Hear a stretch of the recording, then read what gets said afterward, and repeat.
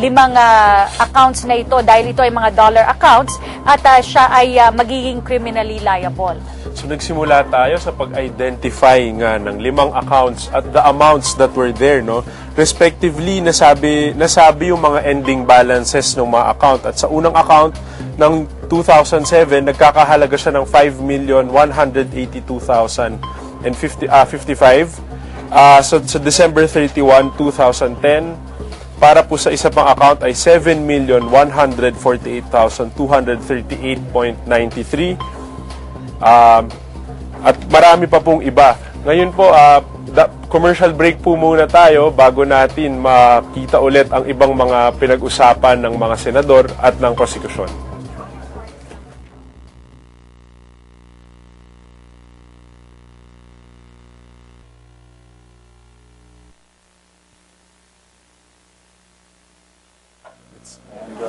Nagpapatuloy po ang paglilitis katarungan para sa bayan na limang accounts ito, no, Gio, ang inilahad kanina. Dalawa dito ay inopen in 2009 at sinara rin within the same year. Kaya walang ending statement for December 31 of the said year.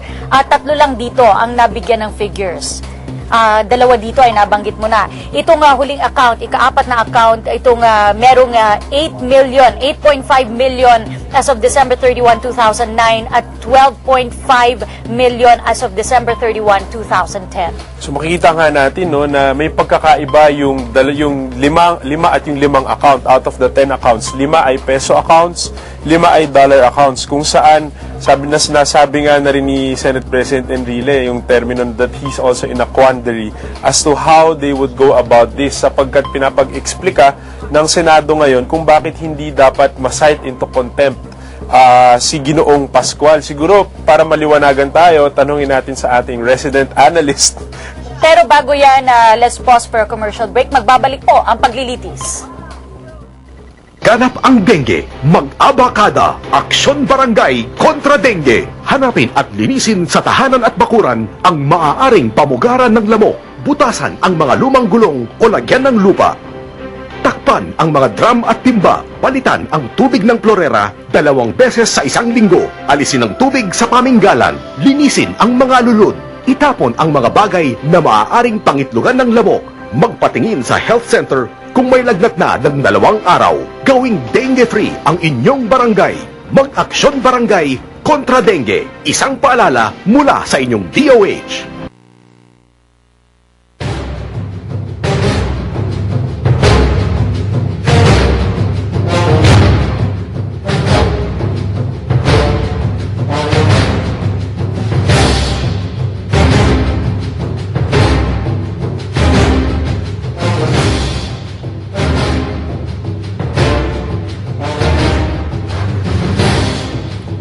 Nagpapatuloy ang paglilitis katarungan para sa bayan. Ang live coverage po ng PTV IBC 13 at iba't ibang mga radyo ng bayan at ibang local cable stations ng kauna-unahang impeachment trial laban sa punong maestrado ng Korte Suprema.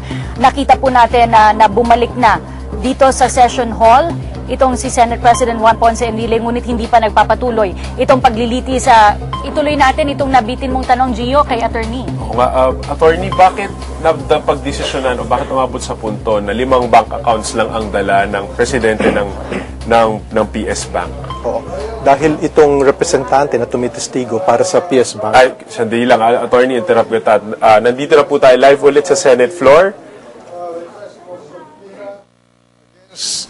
Justices of the Supreme Court and including the court records. Discharge the witness first. The witness is discharged in the meantime with an instruction to return tomorrow at 2 o'clock in the afternoon. Thank you, Sir, I will read now. Proceed. Resolution.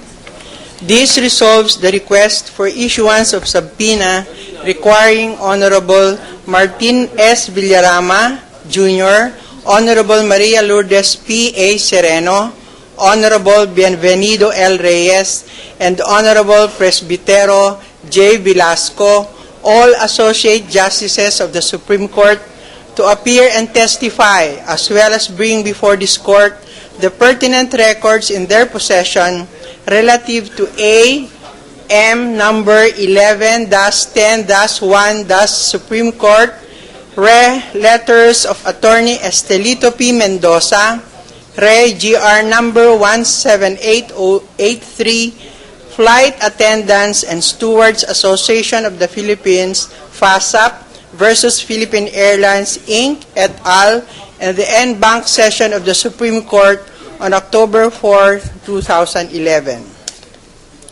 The stated purpose of the subpoena is to require the above-named Associate Justices of the Supreme Court to testify on the participation of Chief Justice Renato Corona in October 4, 2011 Supreme Court en banc session, specifically in the deliberations of AM number 1110-1 SC letters of Attorney Estelito P. Mendoza, GR 178083, Flight Attendants and Stewards Association of the Philippines, FASAP, versus Philippine Airlines, Incorporated, et al., and the action that was made by the Supreme Court relative to such case. The Court resolves to deny the request. Section 2, Rule 10 of the Internal Rules of the Supreme Court provides, Section 2, Confidentiality of Court Sessions. Court sessions are executive in character. With only the members of the court present, court deliberations are confidential and shall not be disclosed to outside parties except as may be provided herein or as authorized by the court. The Chief Justice or the Division Chairperson shall record the action or actions taken in each case for transmittal to the Clerk of Court or Division Clerk of Court after each session. The notes of the Chief Justice and the Division Chairperson, which the Clerk of Court and the Division Clerks of Court must treat with strict confidentiality, shall be the basis of the minutes of the sessions. It is therefore unequivocal from the above rule that the sessions of the Supreme Court are executive in character, with only the members of the Supreme Court present, and that the deliberations therein are confidential. The intention of the request for subpoena is to require the above-named members of the Supreme Court to bring before this court documents relative to their deliberation on a particular case and testify on their deliberations, specifically the participation of the respondent Chief Justice in such deliberation. This court cannot do so without transgressing the basic constitutional principle of separation of powers. This court is bound to respect the internal rules of the Supreme Court, which is a co-equal branch of government under the Constitution. The internal rules of the Supreme Court was promulgated in accordance with the rulemaking power of the Supreme Court under the Constitution. Section 5, Paragraph 5 of the 1987 Constitution provides that the Supreme Court shall have the power to promulgate rules concerning the protection and enforcement of constitutional rights, pleading, practice, and procedure in all courts, the admission to the practice of law, the integrated bar, and legal assistance to the underprivileged. Such rules shall provide a simplified and inexpensive procedure for the speedy disposition of cases, shall be uniform for all courts of the same grade, and shall not diminish, increase, or modify substantive rights. Rules of procedure of special courts and quasi-judicial bodies shall remain effective unless disapproved by the Supreme Court. The only constitutionally recognized limitation of the rulemaking power of the Supreme Court is that it must not diminish, increase, or modify substantive rights, which is basically the function of Congress. Considering that the internal rules of the Supreme Court is a consequence of its rulemaking power, this court, should it attempt to undermine the efficacy of an act of a co-equal branch of government. Therefore, for this court to issue subpoena in order to require the members of the Supreme Court to testify on their deliberations, which are confidential according to its rules, is to make this court omniscient over a co-equal department, which will run afoul of the tripartite system of government and thereby dilute the well-entrenched constitutional principle of separation of powers. This argument is not without justification. The Congress does not have the power to amend the rules of court.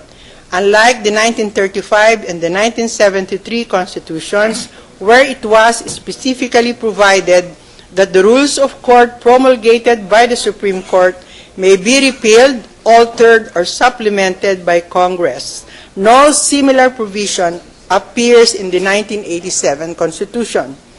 This will show that the power to promulgate rules of pleading, practice, and procedure is no longer shared by this court with Congress.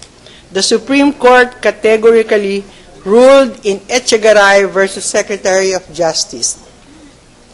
The rule-making power of this court was expanded.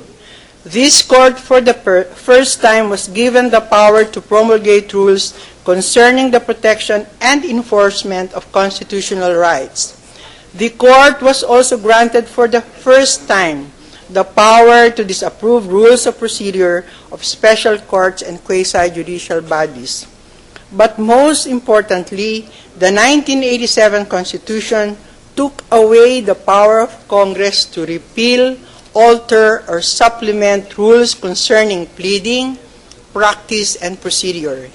In fine, the power to promulgate rules of pleading, practice, and procedure is no longer shared by this court with Congress, more so with the executive. But while the 1935 and 1973 constitutions provide that Congress has the power to repeal, alter, or supplement the rules of court, said power, however, is not as absolute as it may appear on its surface. In re Cunanan, Congress, in the exercise of its power to amend rules of the Supreme Court regarding admission to the practice of law, enacted the Bar Flankers Act of 1953, which considered as a passing grade the average of 70% in the bar examination after July 4, 1946, up to August 1951, and 71% in the 1952 bar examinations.